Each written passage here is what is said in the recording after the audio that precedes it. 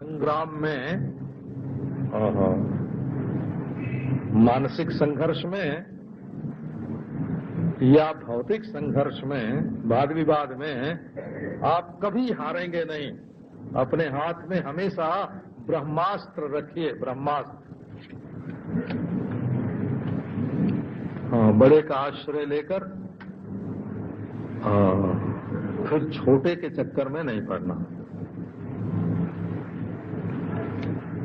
तो ये वेदांत विद्या जो है ये ब्रह्मास्त्र है।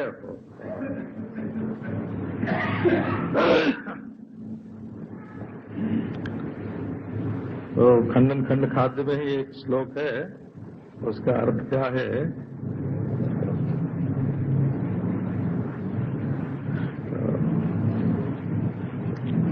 तो उठाओ, तुम अपने हाथ में ये ब्रह्मास्त्र ले लो, उठा लो, इससे तुम्हें विश्व विजय प्राप्त होगा। लेकिन यदि तुम कुछ दूसरा अपने हाथ में लोगे, तुम अपने हाथ में आए हुए हीरे को, चिंतामणि को, अपने हाथ में आए हुए चिंतामणि को तुम फेंक दोगे अपने हाथ से। इससे बड़ा न वेदांतात प्रबलम मानविष्यत है, वेदांत से बढ़ करके दूसरा कोई प्रमाण नहीं है, क्योंकि ये अनुभव पर्यवसान है और में कल्पना करनी पड़ती है, विश्वास करना पड़ता है, श्रद्धा करना पड़ता है। और ये तो साक्षात अपरोक्ष जो वस्तु है, अभी अभी यही तुम्ही, उसको ये दिखाता है, उसका अनुभव करता है।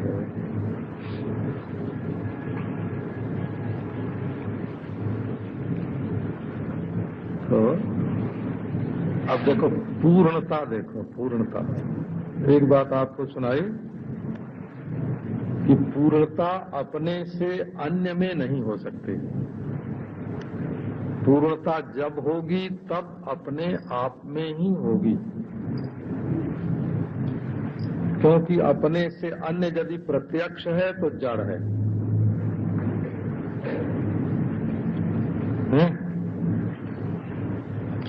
और यदि स्वर्गादि में परोक्ष है तो कल्पित है, और यदि अपने अंतःकरण में ही अपरोक्ष है तो मानसिक है। और जो साक्षात अपरोक्ष है, न मन का खिलौना है, न मन की परोक्ष कल्पना है, न इंद्रियों से प्रत्यक्ष होने वाली जड़ता है, अपना आत्मई परिपूर्णतम तत्व है। बोले भाई ये पूर्णता किसमें है, इसका आधार क्या है और किसको पूर्ण करता है, इसका आधेय क्या है? जैसे आप घड़े में पानी रखते हैं ना, तो बोलेंगे जल पूर्ण कुंभ, ये घड़ा क्या है? जल से परिपूर्ण है। हाँ, बोले भाई ये आकाश का पूर्ण किसमें है? घड़े में पूर्ण है। अंतः शून्यम शून्य बहिशून्य, शून्य कुंभ इवांबरे, अंतः पूर्ण बहिपूर्ण पूर्ण कुंभ इवारणवे। ये अवधूत गीता का श्लोक है, अवधूत गीता। अद्भुत है ना अवधूत गीता तो। फकीरों का गाना है अवधूत गीता, माने फकीरों का गाना। अलमस्त फकीरा रहमल्ला, ये फकीर अलमस्त है। तो बोले पानी में घड़ा, बाहर पानी भीतर पानी है, पानी में डूबा हुआ। बोले आकाश में घड़ा का बाहर शून्य भीतर शून्य है, शून्य ही शून्य। तो ये जो आत्म तत्व है ये किसी दूसरे को पूर्ण नहीं करता है और किसी दूसरे में नहीं रहता है। अद्भुत है वो, जैसे कोई कहे कि समुद्र में तरंग की तरह ये प्रपंच है, तो समुद्र में तरंग तो तब उठती है ना जब अवकाश रहता है, माने समुद्र में जितना जल है उसके ऊपर जगह रहती है, उसमें छलकता है तब न लहर उठती है। तो क्या ब्रह्म समुद्र में भी कोई ऊपर छलकने की जगह है? तो भाई हवा के दबाव से तरंगें उठती हैं, तो क्या ब्रह्म को भी दबाव डालने वाली कोई दूसरी चीज है? कभी सोने में जेवर कर दिया तो कैसे गढ़ा, गला के गढ़ा कि पीठ के गढ़ा कि उसमें सकल सूरत बनाई, तो चारों ओर जगह होगी ना बनाने की। तो ये कैसा है कि पूर्णः एकः, आत्मा साक्षी विभु पूर्ण एको मुक्तश्चिदक्रियः। ये एक है माने इसमें घड़ा रखने की जगह और पानी रखने की चीज, इस तरह इसमें द्विधा नहीं है, दो चीज नहीं है, एक चीज है अखंड परिपूर्ण। तुम्हारा मन कहीं छोटी चीज को पकड़े हुए है वो, इसलिए तकलीफ होती है।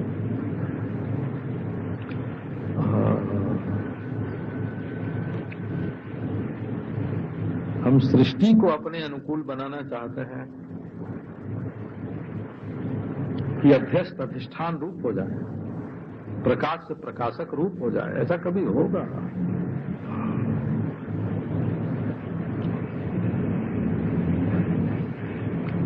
जो कुछ है सो सब अधिष्ठान स्व प्रकाश परमात्मा का स्वरूप है।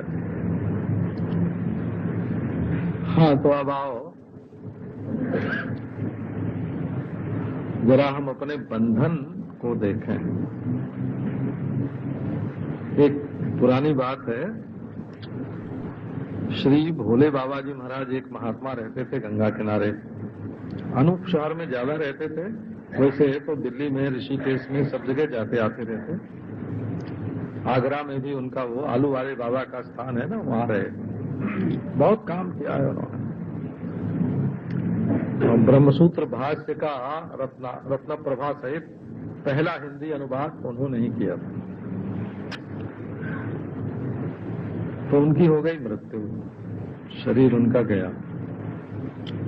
तो मैंने उड़िया बाबा जी महाराज से पूछा कि महाराज अब वो तो मुक्त हो गए। तो बाबा बहुत हंसे, बोले देख, जो मुक्त है सो भोले बाबा में भी मुक्त, तुम में भी मुक्त, चिड़िया में भी मुक्त, चींटी में भी मुक्त। जो मुक्त है सो मुक्त, और जो बद्ध है सो बद्ध है। तुम्हारा मैं कहाँ है? बद्ध में तुम्हारा मैं तो तुम बद्ध, और मुक्त में तुम्हारा मैं तो तुम मुक्त। तुम्हारा मैं जो है नित्य शुद्ध बुद्ध मुक्त चिदात्मा में है, कि तुम्हारा मैं देह इंद्रिय अंतःकरण आदि रूप जो प्रपंच है इसमें है। यदि तुम इसको मैं जानते हो तो ये तो बद्ध है, तुम भी बद्ध हो गए। और यदि तुम साक्षात ब्रह्म को अपना मैं जानते हो तो ब्रह्म रूप से ही मुक्ति होती है। बद्ध मुक्त का भेद नहीं होता है। ये बात जरा थोड़े से लोगों के ध्यान में आवे। जो ऐसा मानता है कि मैं मुक्त हूँ और दूसरे बद्ध हैं, वो तो मुक्त ही नहीं है, मुक्ताभास है। जो अपने को मुक्त जानता है वो सबको मुक्त जानता है, और जो अपने को बद्ध जानता है वो सबको बद्ध जानता है। और जो अपने को मुक्त और दूसरे को बद्ध जानता है वो भ्रांत है, भ्रांत। ये तो एक चीज है, मुक्ति जो है वो एक वस्तु है, वो अपना स्वरूप है। एको मुक्तश्चिदक्रियः। अब आओ आपको मुक्त की बात सुना।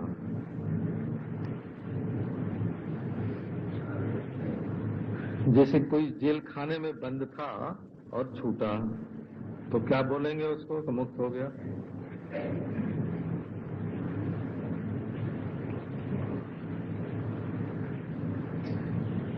तो जेल खाने से ये जब बैल ज्यादा भागते हैं ना, तो एक बैल को दूसरे बैल के साथ बांध देते हैं और जोड़ देते हैं, तो बंधन हो गया ना। अब वो मुक्त बैल जहां दूसरे के साथ जुड़ा, वहां दोनों बद्ध हो गए हो, दोनों बद्ध हो गए। दोनों अलग अलग हैं तो दोनों मुक्त हैं, और जब दोनों आपस में बंध गए तो दोनों बद्ध हो गए। वो मुक्त की बात देखो। चार्वाक लोग तो ऐसा मानते हैं कि शरीर का छूट जाना ही मुक्ति है, न पहले आत्मा है न बाद में आत्मा है, आत्मा नाम की तो कोई चीज नहीं। आजकल ज्यादातर जो बच्चे हैं वो नरक स्वर्ग पुनर्जन्म ये सब नहीं मानते, आत्मा अनात्मा की चर्चा नहीं करते, वो चार्वाक मुक्ति उसको बोलते हैं।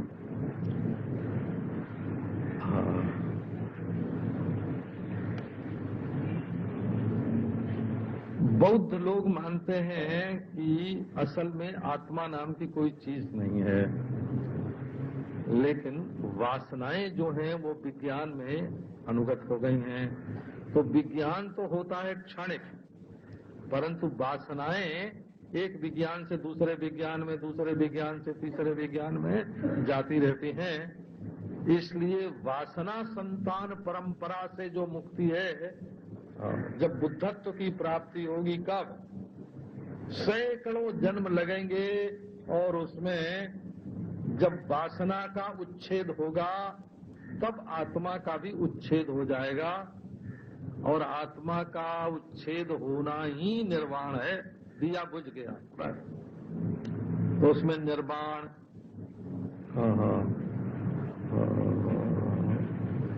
महानिर्वाण, परिनिर्वाण, अति निर्वाण, निर्वाण के 4 भेद मानते हैं। जैन लोग कहते हैं कि राम राम, ये क्या? अपने आप का न होना मुक्ति है, उच्छेद हो जाना मुक्ति है। किसकी मुक्ति है? इसलिए मुक्ति दशा में आत्मा रहता है, उसका उच्छेद नहीं होता। जैन लोग चार्वाकों का भी खंडन करते हैं और बौद्धों का भी खंडन करते हैं। उनके ग्रंथों में आत्मसत्ता की सिद्धि के लिए बड़ी बड़ी युक्ति, बड़े बड़े प्रमाण दिए हुए हैं। तो द्रव्य में आत्मा मानते हैं चार्वाक, और काल में आत्मा मानते हैं बौद्ध, और देश में आत्मा मानते हैं जैन। छोटी जगह छोटा, बड़ी जगह बड़ा। जब सम्यक चारित्र्य और सम्यक ज्ञान, सम्यक समाधि प्राप्त होने पर आत्मा शुद्ध वीतराग हो जाएगा, तब तीर्थंकर सिद्ध शिला पर अलोक आकाश में विराजमान होगा, व्यक्तित्व बना रहेगा, हो व्यक्तित्व का उच्छेद नहीं होगा, उसको मुक्ति बोलते हैं। तो चार्वाक की तो मुक्ति है मृत्यु, और बौद्ध की मृत्यु है वासना के उच्छेद सहित जीव की मृत्यु, और जैन की मुक्ति है व्यक्तित्व सहित निर्मल वीतराग के रूप में विराजमान होना।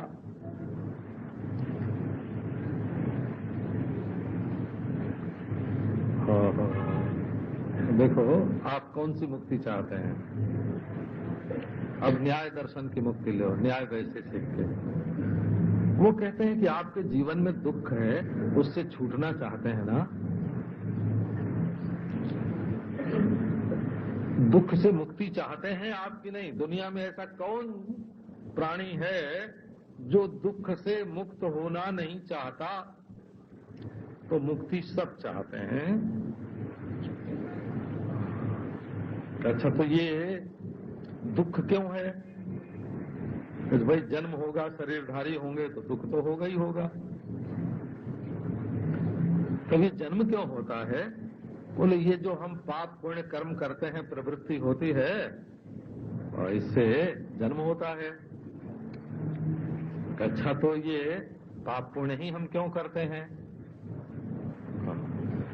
बोले राग द्वेष मोह मन में भरे हुए हैं, और किसी से राग है, पक्षपात है, किसी से द्वेष है, किसी से मोह है, पक्षपात, भाई भतीजा। राग बस गलत काम करते हैं, तीन ही दोष हैं, कुल दोष तीन ही हैं। न्याय वैशेषिक दर्शन में 3 दोष हैं कुल। राग बस हम गलत काम करते हैं, द्वेष बस गलत काम करते हैं, और मोह बस गलत काम करते हैं। अच्छा, अब इससे फिर गलत काम हुआ तो उससे जन्म हुआ, और जन्म हुआ तो दुख हुआ। तो मन में राग द्वेष मोह नहीं होना चाहिए। कि ये कैसे होता है? कि ये होता है मिथ्या ज्ञान से। दुख, जन्म, प्रवृत्ति, दोष, मिथ्या ज्ञान, ये 5 पदार्थ हैं। वो इन 5 की जब निवृत्ति हो जाती है, मिथ्या ज्ञान की जब निवृत्ति हो जाती है, तब आत्मा को निःश्रेयस का अनुभव होता है। निःश्रेयस, इससे बड़ी और कोई वस्तु नहीं है आत्मा का मुक्त अवस्था में होना।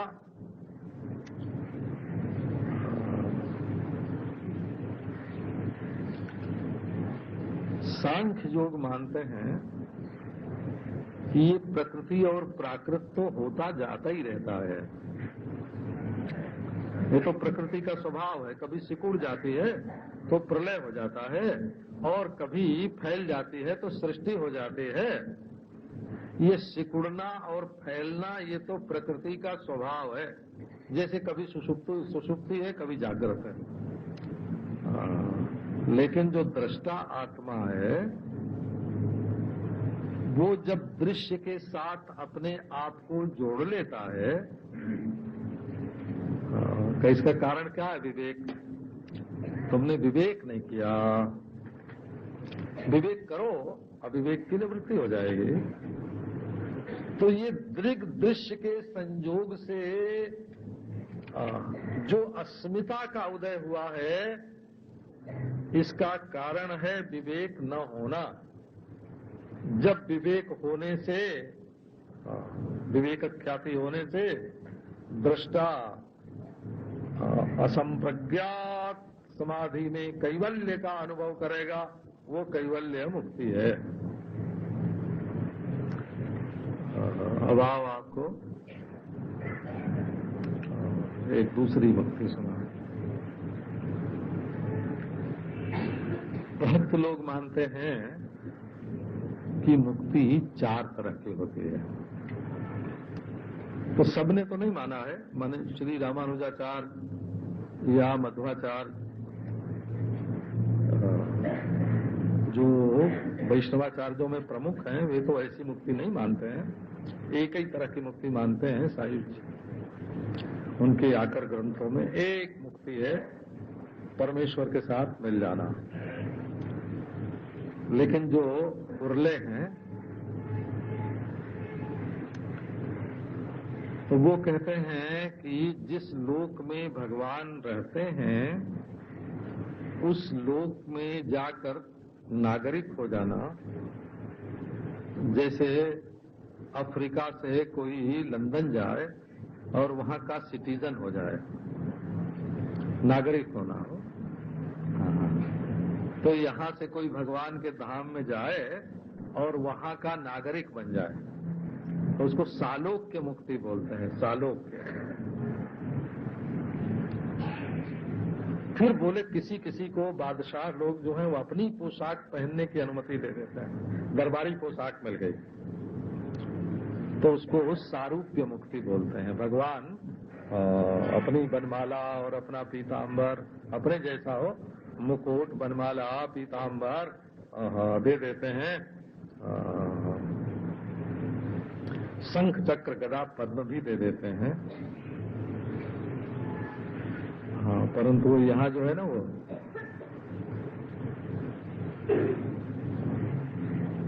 लक्ष्मी है, अपनी घरवाली किसी को नहीं देते हैं।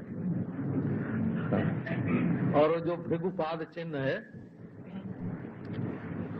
वो भी किसी को नहीं देते हैं। भाई, ये तो ब्राह्मण के चरणों की धूल लगी है और इसी से तो मैं विष्णु बना हूं, मैं ये छोड़ने वाला नहीं। तो दो चीज नहीं देते हैं। और सारी पोशाक, अपना मुकुट भी, बनमाला भी, पीताम्बर भी, शंख चक्र गदा भी सब दे देते हैं। इसको सारूप्य मुक्ति बोलते हैं वैष्णव लोग। अब बोले भाई, किसी को और एक मुक्ति मिलती है कि हर समय सामने रहे, पास रहे।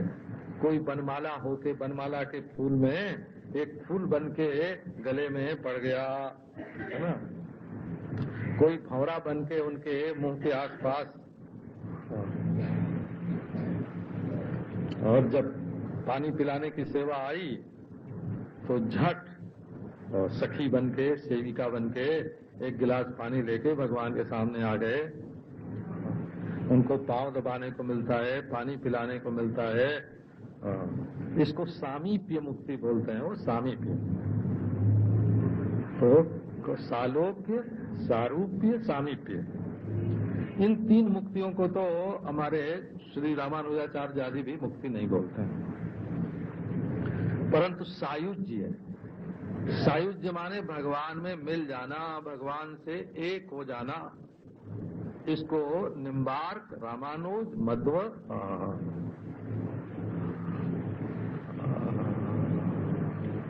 विष्णु स्वामी माने वल्लभाचार्य और चैतन्य महाप्रभु, रामानंदाचार्य, ये सब इसको मुक्ति मानते हैं।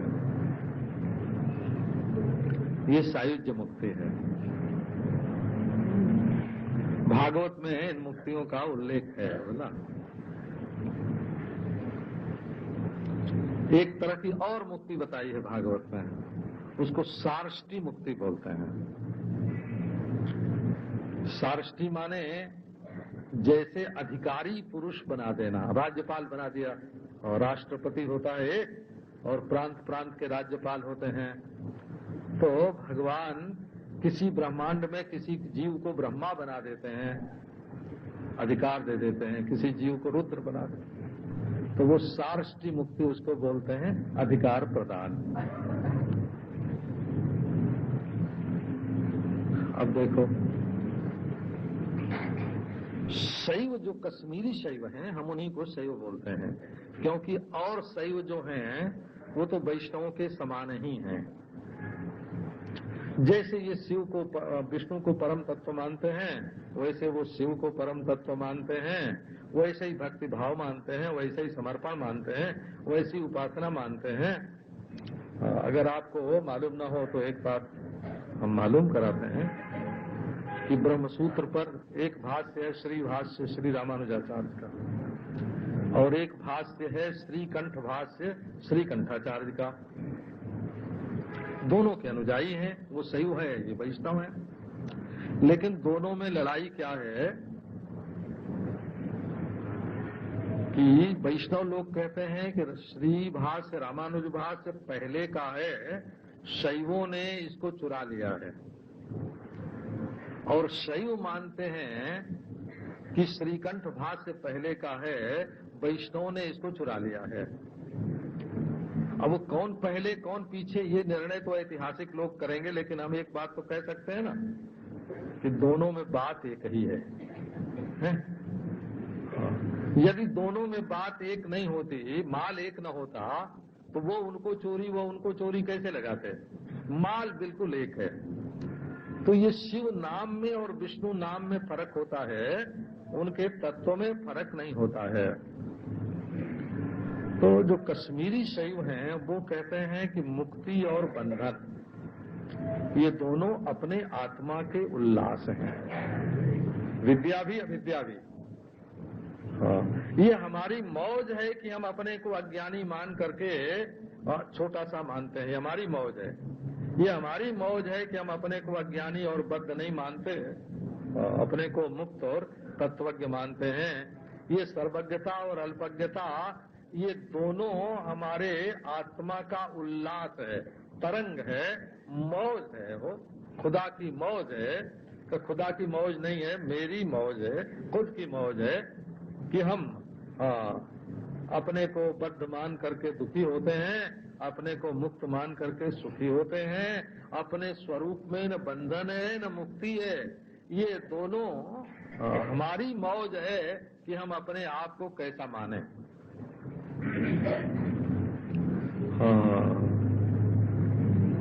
ये है। अच्छा जी,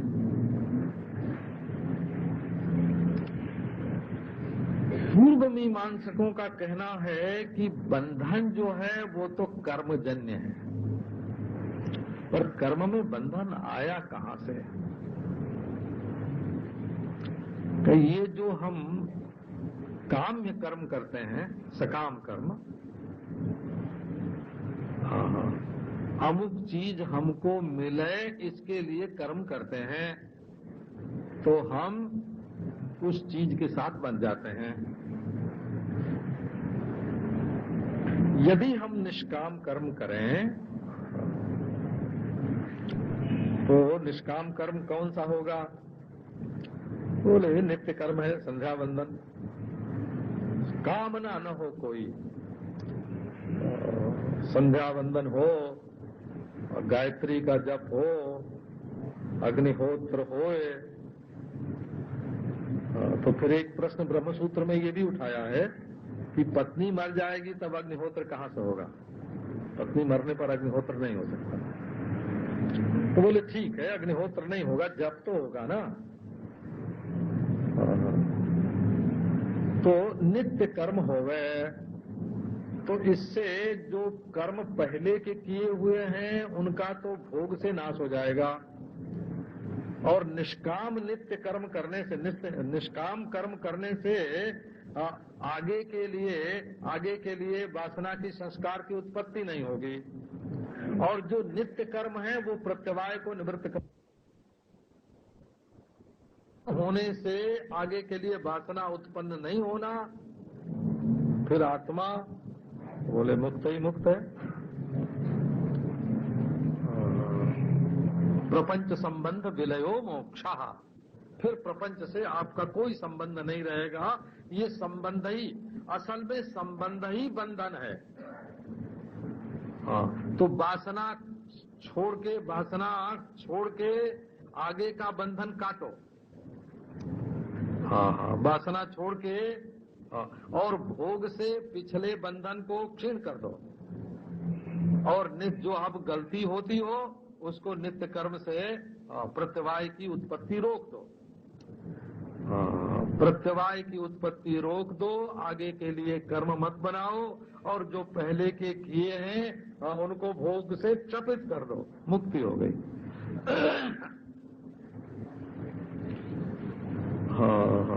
असल में वेदांती लोग जो हैं वो सिद्धांत में तो बौद्धों से लड़ते हैं, और मुक्ति के साधनों में पूर्व मीमांसकों से लड़ते हैं। और सारे वेदांत में हो ये बात। न्याय वैशेषिक का भी खंडन करते हैं और समय समय पर, और कपिल पतंजलि का भी खंडन करते हैं समय समय पर, परंतु दो मल्ल उनके सामने मुख्य हैं। एक तो नित्य कर्म के अनुष्ठान करते करते प्रत्यवाय की निवृत्ति होकर मुक्ति हो जाएगी। एक तो ये बात उनको खंडन करने के लिए मुख्य है।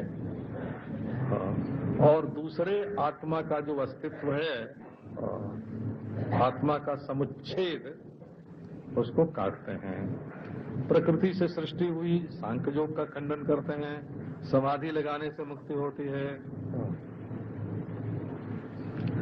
तो वेदांतियों का कहना है कि मुक्ति क्या है? बोले मुक्ति तो आत्मा का स्वरूप है। अविद्या निवृत्ति से उपलक्षित जो आत्मा है उसका नाम है मुक्ति। ये पारिभाषिक शब्द है, हो अंट संट नहीं लगाना बोला।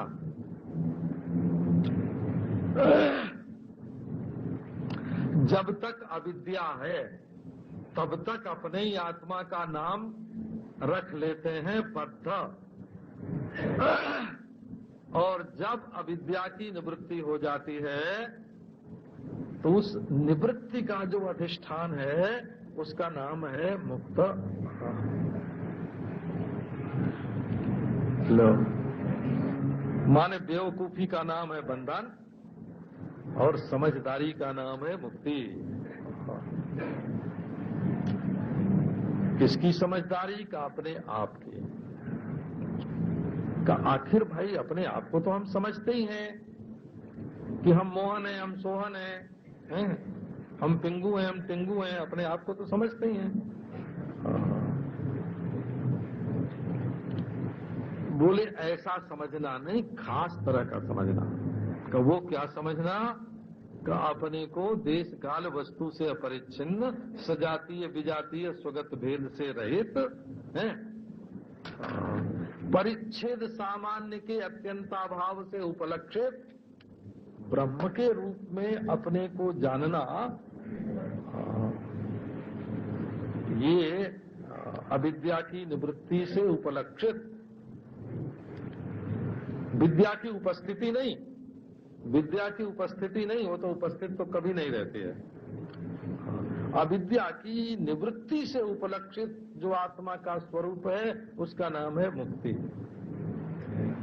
मुक्ति कभी होती नहीं है, मुक्ति पैदा नहीं होती है। मुक्ति उधार नहीं ली जाती है किसी से, मुक्ति बनाई नहीं जाती, मुक्ति उधार नहीं ली जाती। अपने मुक्त आत्मा में कोई मैल नहीं लगी है जो उसको धोया जाए। अपने आत्मा को पकाने पर वो मुक्त हो जाता है, सो नहीं है। कोई मैल नहीं लगी है कि उसको छुड़ा दिया जाए। तो ये आपको सुनाया। ये जो बच्चे लोग हैं ना, कहीं व्याख्यान सुन आते हैं, आओ हम तुमको मुक्त करते हैं, वो मुक्त नहीं करेंगे। तुमको पिंजड़े में डाल के, है ना, कोई चिड़िया को बुलावे कि हे चिड़िया कहीं आओ, कहाँ लो हमारे हाथ में चारा है खाओ, हम तुमको मुक्त कर देंगे, तो वो मुक्त नहीं करेगा, चिड़िया को पकड़ के पिंजड़े में डाल देगा। बोला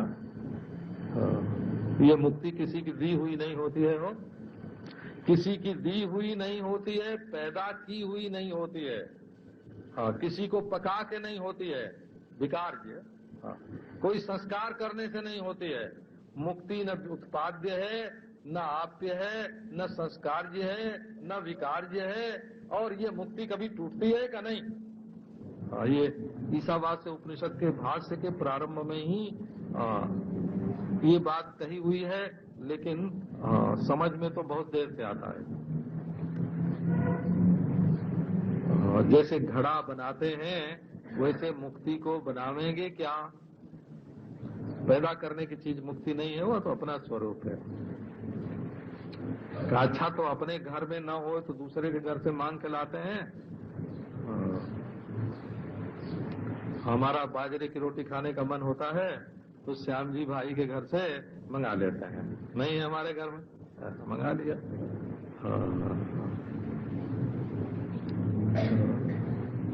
तो न तो हम रोटी की तरह न तो मुक्ति बनाई जाती है हो, और न तो किसी भाई साहब के घर से उधार ली जाती है, और न तो मुक्ति में कोई मैल लगी है कि उसको धोया जाए, और न तो मुक्ति कच्ची है कि पकाई जाए। तो तब मुक्ति क्या है? कि हम जो हैं, हम जब हैं, हम जहां हैं, हम जो हैं, हम जैसे हैं, हाँ, हमारा ही एक नाम मुक्ति है। अब प्राप्त की प्राप्ति नहीं होती है, प्राप्त की ही प्राप्ति होती है। प्राप्त की निवृत्ति नहीं होती है, नित्य निवृत्त की ही निवृत्ति होती है। अज्ञात का ज्ञान नहीं होता है, नित्य ज्ञात का ही ज्ञान होता है। ये वेदांत विद्या कोई मेहनत मजदूरी की विद्या नहीं है, ये स्वतः सिद्ध स्वतः प्राप्त विद्या है। ऐसा मुक्त कौन है कि आप, हम जानते हैं आप अपना मंगरू, खिदारू, खचेरू कुछ नाम रख सकते हैं, टिंगू पिंगू आप अपना नाम बता सकते हैं। हाँ, लेकिन आप वेदांत शास्त्र की बात मान के, हमारी बात मान के, हमारे भाई की बात मान के अपने को मुक्त नहीं मान सकते। क्यों? इतने जोर से दुनिया को पकड़ के बैठे हुए हैं। आपका नाम मोहन कैसे हो गया? आपका नाम मुक्त क्यों नहीं है?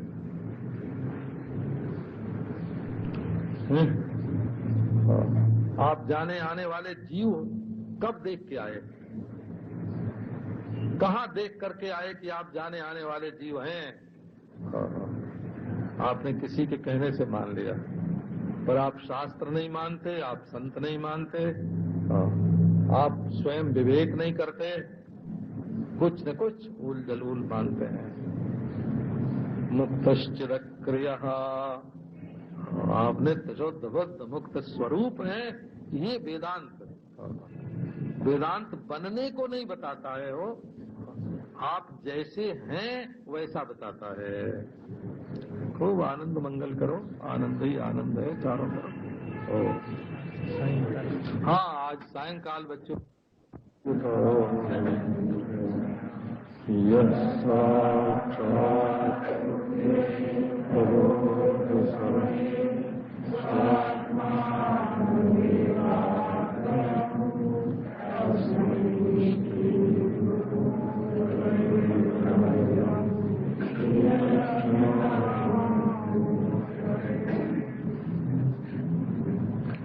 भक्ति श्रद्धैकमूला विरहित विषया बोधमूलम विरक्ति दिध्यासा लक्षितेऽर्थे श्रवण मननजा संप्रसूते समाधि ज्ञानाभ्यास प्रधाना घनरतिरुदिता हन्त्य विद्या श्री पूर्णानंद तीर्थे वचसि वेम निर्द्वयम् लीलयामः।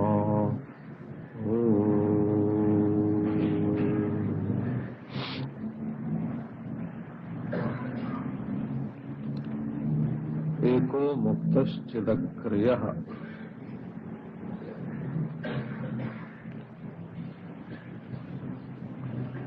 हम स्वयं क्या है? बोले चित्त है, चित्त।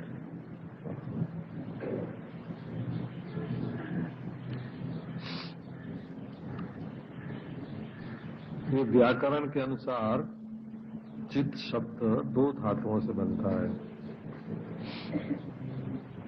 एक ची चयने, चिनोती, चिनुते,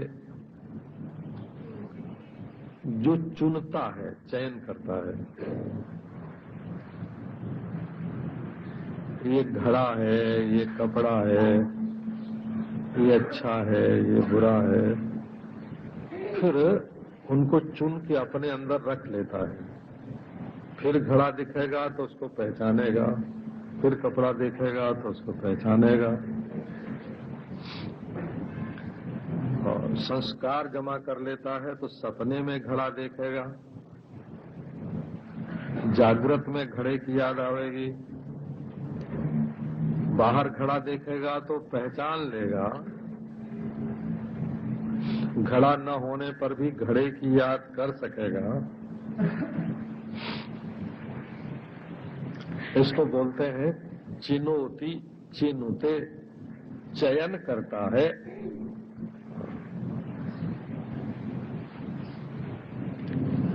दूसरा चित्त शब्द चिति संज्ञाने धातु से बनता है।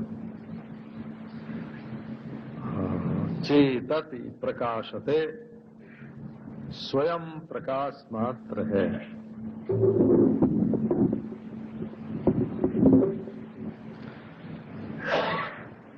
हमको तो और पीछे हटना पड़ेगा भाई। हाँ, तुम तो बिल्कुल मुंह से सटा देते हो क्या?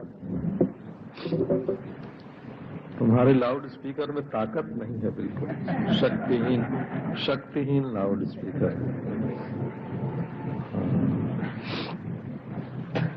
बच्चू भाई ने सस्ता तो नहीं खरीदा है? हाँ, तो 2-2, 5-5 हजार के आते हैं।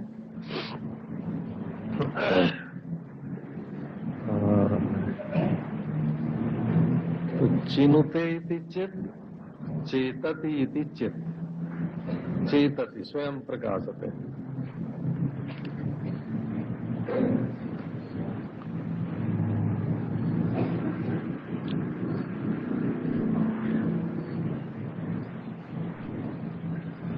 जब हम गुरु जी से लघु कौमुदी पढ़ रहे थे,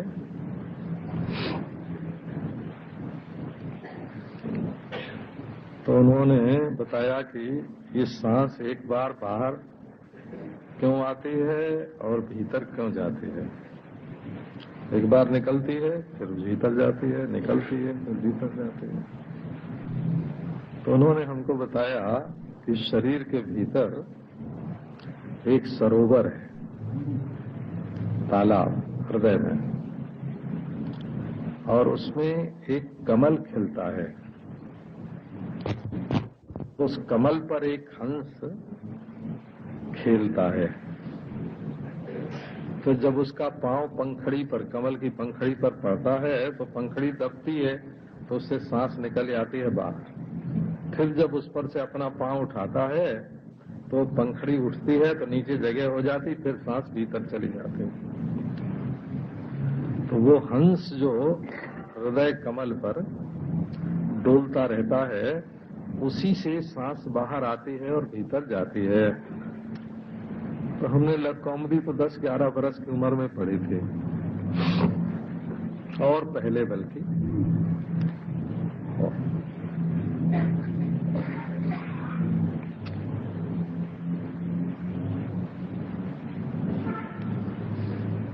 तो छांदोग्य उपनिषद जब पढ़ा बड़े होने पर,